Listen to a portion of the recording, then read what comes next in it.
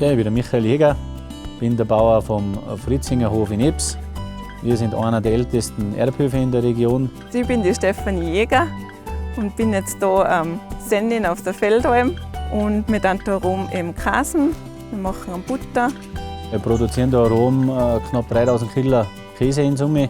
Wir haben 12 Kühe und dann noch 9 Stück Hühner.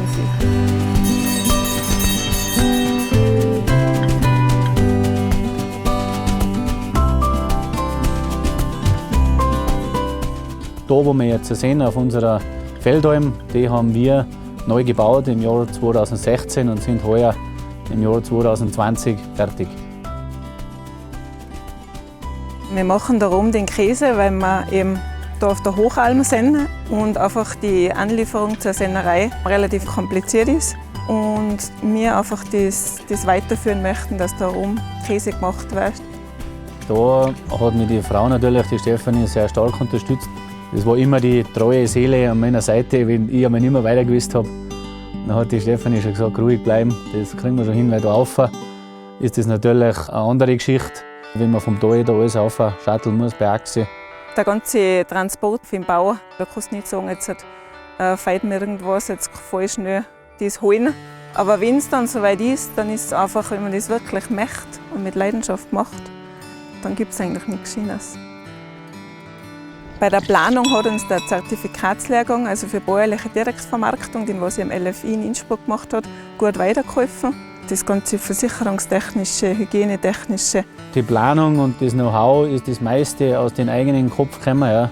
Und mit denen sind wir dann natürlich zum Bausprechtag von der Landwirtschaftskammer. Da muss ich jetzt auch sagen, also da war die Beratung von der Kammer schon fast eine Punktlandung. Wir haben dann, wenn wir die Käserei in Betrieb genommen haben, den Schnittlauchkäse als Innovation probiert. Also Schnittkäse eigentlich mit Kräutern. Und der kommt bei den Leuten oder bei unseren Kunden extrem gut an. Wir haben uns dann getraut, bei der Almkäse auch den Galtür mit da und da haben wir die Bronzemedaille gemacht. Wir haben dann selber versucht, den Käse auf Märkte zu vermarkten, in kleine Läden und eben im kleinen Kreis sozusagen das dann an den Mann gebracht.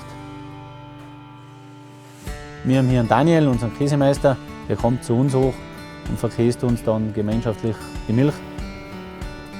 Da oben haben wir relativ ein raues Klima und durch das ist die Milch also intensiv, hat einen hohen Fett- und Eiweißgehalt und da muss man dann natürlich schon schauen und ein bisschen ein Profi sein in der Milchverarbeitung, dass man die Milch dann zu so einem Käse dann da macht. Also wir kriegen zweimal täglich die Milch frisch angeliefert. Die Frischmilch von der Früh kommt dann gemeinsam mit der Abendmilch in den Käsekessel, kommt dann die Käsekultur dazu, die dann eine Viertelstunde zum Reifenzeit hat. Bei 32 Grad kommt dann das Lab dazu. Die zentrale Aufgabe von unserem Käsemeister ist Bruchschneiden, dass er die Zeit richtig erkennt, wann der Bruch die richtige Körnung hat. Und von dem Zeitpunkt dann wird dann der Bruch wieder erhitzt. Und dann pumpt man ihn wieder in die Form rein. Da hat er dann die Zeit bis am nächsten Tag in der Früh, bis er dann in den Käsekeller kommt, ins Salzbad und 2 Tage drauf dann in die Regale. Und ich mache alles drumherum. Also ich schaue, dass das Bauern passt, dass hinten raus mit der Käsepflege, Käseputzen und mit der Vermarktung. Den Tipp, was ich die Bauern mitgeben kann, übergebt euren Hof der jungen Generation so bald wie es geht.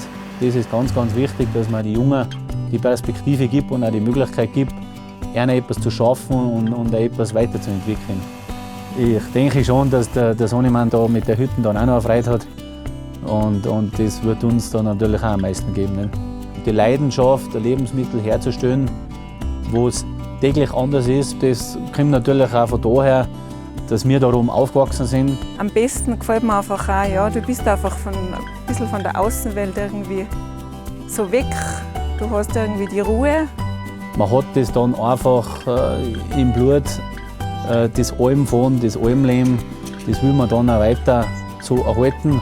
Du stehst in der Früh auf und die Sonne scheint, du tust aus dem Frühstück und die Kirche Nummer. Es ist einfach ohne das Leben, es ist einfach schön.